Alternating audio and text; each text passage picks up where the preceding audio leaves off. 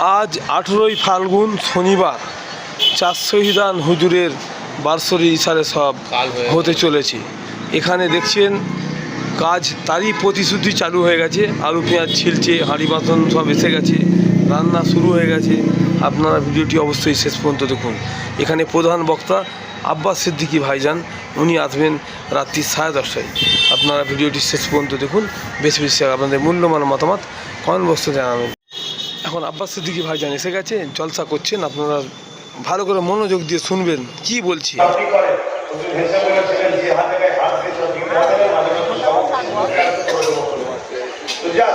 সেই জায়গায় যখন গেলাম এটা শিক্ষা দিচ্ছে। শোনো বাবা, হযরত ওয়াইস কারণী একটা পাথরের উপরে বসেছিলেন। হযরত আলী হুজুর হযরতে ওমর ফারুক দাঁড়িয়ে দাঁড়িয়ে জিজ্ঞেস করছে। তখন হযরত আলী ওয়াইস কারণী হুজুর বলছে, আপনাদের পরিচয় কি? হযরত ওমর ফারুক বললেন, আমি উমর আর ইনি রাসূলুল্লাহর জামাতা হযরত আলী। যেই বলেছে এই জুলুম অত্যাচার হচ্ছে, ও মানুষের জন্য দেশের জন্য নেমেছে, ইসলামে জায়েজ না হারাম? তাহলে ফতোয়াবাজি করবেন না।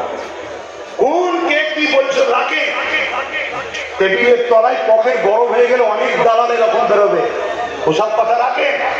আমি আপনাকে বলে যাচ্ছি, ইসলাম যখন নিষেধ করেনি আপনি সমালোচনা করবেন না। আমি দোয়ার দরখাস্ত রাখছি। কি দোয়া করবেন? আল্লাহ যেন ওকে ন্যায় পরায়ণ করে, সত্যবাদী করে, দেশ ও মানুষের সেবা করার জন্য আল্লাহ যেন ওকে রাজ ক্ষমতার আসনে বসায়। বলুন আমিন। আরো জোরে বলুন আমিন। আল্লাহ নবী বলছেন, ভাই বসে রয়েছে, আলেম মানুষ শিক্ষাগত করে, এখানে অনেক আলেম ভাইরা আছে।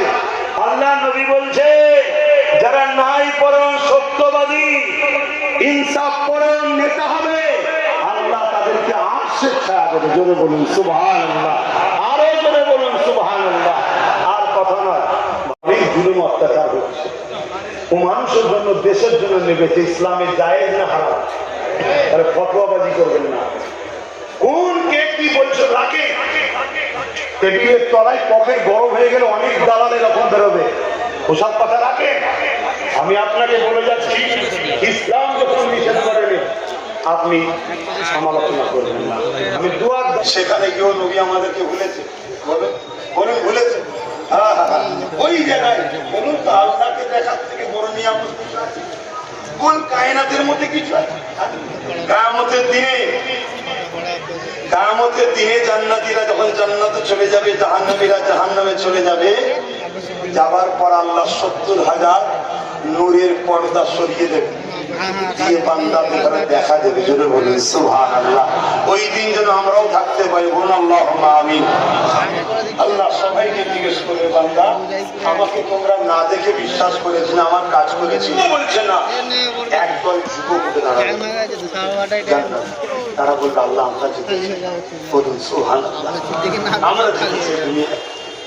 আল্লাহ বলবে, বান্দারে কি এমন কাজ তোমার দুনিয়াতে রয়েছে, কি এমন খুশি আনন্দ তোমার দুনিয়ায় রয়েছে? ওরে আমার বান্দারে, আমার জান্নাতের থেকে কি এমন শান্তি জিনিস, কি এমন নিয়ামত জিনিস তোমার দুনিয়াতে রয়েছে, দুনিয়ার জমিনে তুমি যেতে চাইছো।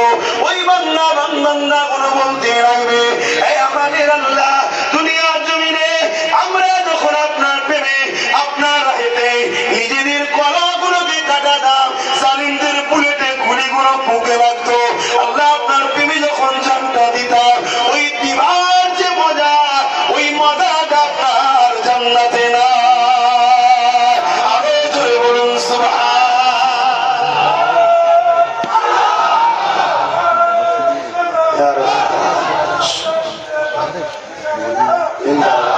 শহীদান হুজুররা বলবে, তারা না শহীদ আল্লাহর রাহে, তারা বলবে, আল্লাহ দুনিয়ায় যে আপনার রাহে জান কুরবান করতে যে মজা, ওই মজা আপনার জান্নাতে নাই।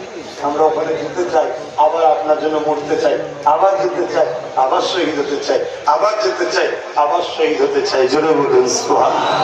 আল্লাহ নবী বলছেন, যারা আল্লাহর প্রেমে, নবীর প্রেমে, হকের পক্ষে জান দেয়, শহীদ হয়, ওদের মৃত্যু যখন হয়, একটা পিপিলিকা কামড়াবে যে কষ্ট হয়, তার থেকে কম তো বেশি নয়। জোরে বলুন সুবহানাল্লাহ। একটা কথা রয়ে গেছে, রাসূল পাক বলেছিলেন যে আমার সিনার উপর দিয়ে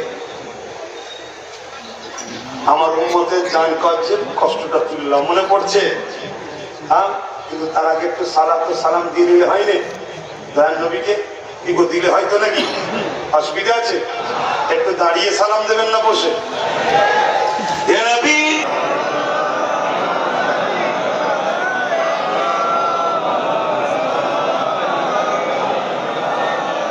কঠিন আসর ওরের দিনে কি আছে মোদের পদারে, গুনাহগার উম্মাদ আপো আপনা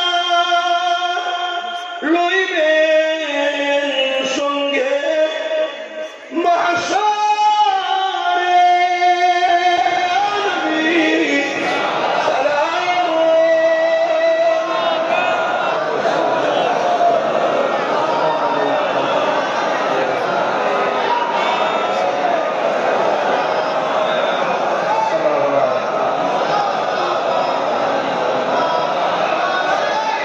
ইয়া নবী মদিনা হতে সব কিছুই পারে, মোদের লাশ কবরে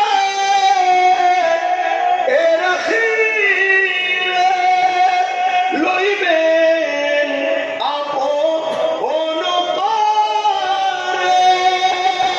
নবী সালাম। ইয়া রাসূল, ইয়া হাবিব,